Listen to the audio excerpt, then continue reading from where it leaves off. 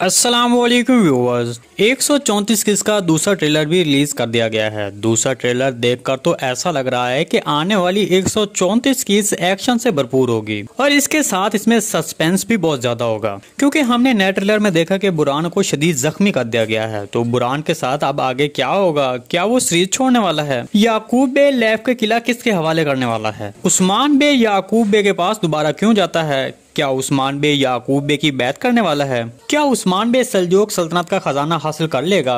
आने वाली किस्त में क्या मंगोल भी शामिल हो जाएंगे? महमद को किसने बेहोश किया है? तो इन तमाम सवालात के जवाब आपको हम आने वाली वीडियो में बताएंगे। तो इसके लिए हमारी इस वीडियो को लाइक कर दें और चैनल को सब्सक्राइब कर दें और बेल आइकन लाजिम प्रेस कर लें ताकि हर आने वाली नई वीडियो का नोटिफिकेशन आप तक बर वक्त पहुंचता रहे। वीडियो अच्छी लगी तो इसको लाइक शेयर कर दें। मिलते हैं किसी नई वीडियो के साथ, तब तक के लिए अल्लाह हाफिज। वीडियो अच्छी लगी तो इसको लाइक शेयर कर दें। मिलते हैं किसी नई वीडियो के साथ, तब तक के लिए अल्लाह हाफिज।